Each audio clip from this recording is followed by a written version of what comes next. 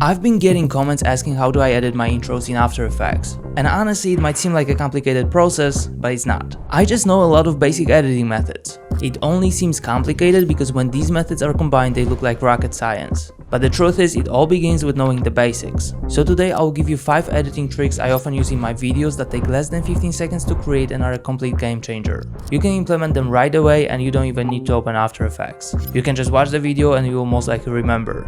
So let's get into it. Alright, number 1 is gonna be subtle shadow.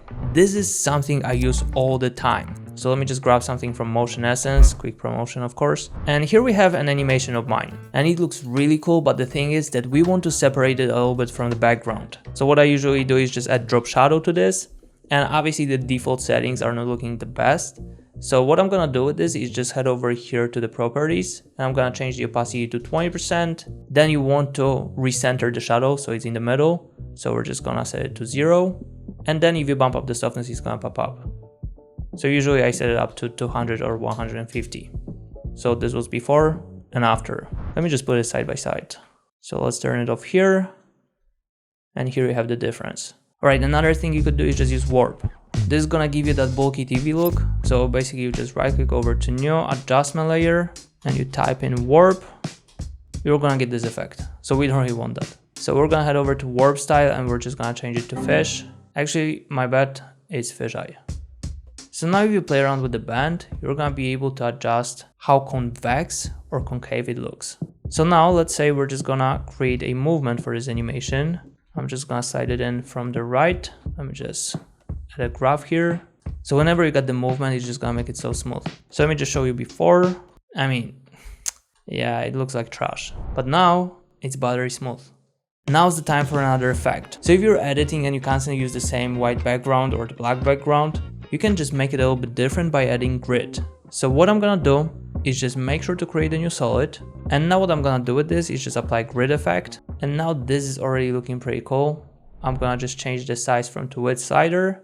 And I'm gonna bump up the width to something like that. And then I'm gonna decrease the border. Then let's place the grid below our IG handle. And this is already looking pretty cool. Then another thing I like doing with this is just masking it out. So basically you just leave the grid in the middle and then you feather it out to the sides. But the problem is if you take the ellipse tool and you select the layer, you can recreate the mask. I really don't know why, to be honest, but yeah, let's delete it for now.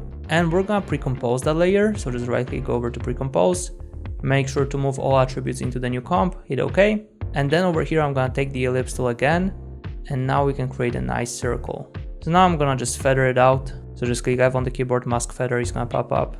And just set up the values however you want. Then you can double click M and play around with the expansion. So something like that looks extremely minimal and you can also use it for the black background. So say we're just gonna drop invert effect over here. Let me just put it here and it's also gonna look pretty cool. Alright, another thing we're gonna do with the text. So I'm gonna delete all of that and over here I'm just gonna grab the type tool and we're just gonna type in text. Damn.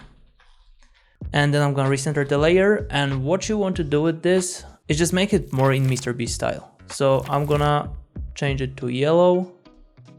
Then we're gonna add a stroke and make sure to have all fills over strokes. All fills over all strokes, I mean. Actually, we need that white background here. That's not white.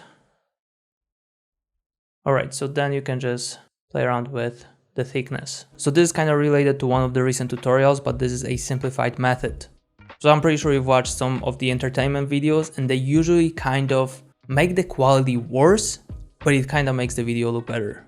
I think I was watching a video on this or just reading about this, I can't remember. But basically they lower the quality to make it kind of more real. Because if the video was too perfect, too cinematic, too polished, it would just turn out as inauthentic. So lowering down the quality works, but also it looks good for some reason. So that's what I'm gonna show you. So basically all you need to do here is just apply mosaic. Then we're gonna head over to the properties, FX, mosaic, and we're gonna parent vertical blocks to horizontal blocks. And now you don't need to shift both properties, you can just control all of it with one. And now if you just play around with this, you're gonna get a nice texture on the sides. So say we're gonna have it at around 200. And then if you add glow effect and you bump up the glow radius, you're gonna get that Mr. Beast vibe. So this is a 2 effect combo that takes no time and actually it makes a lot of difference. And then you can kind of lower the quality even more by decreasing the blocks. So think of the text or some objects like arrows they use it all the time. And it looks pretty cool. Alright, another effect is light sweep, and this is so quick to add and at the same time making a whole lot of difference in terms of stylizing your edits.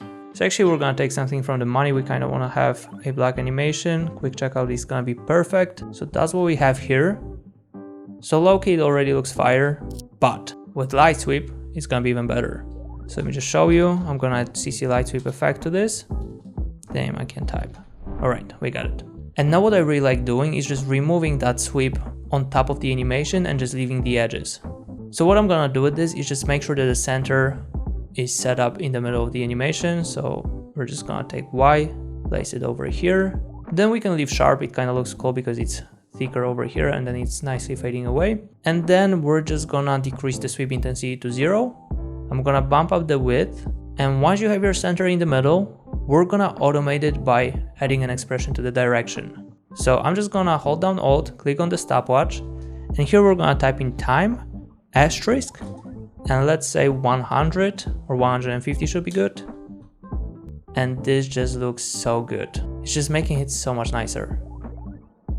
Alright, we covered plenty of effects you can add to your videos to make them look better. And hopefully you learned something new. So if you want more videos like that, you can just let me know in the comments and you can check out the video on the screen. With that being said, I will see you in the next one. Cheers guys.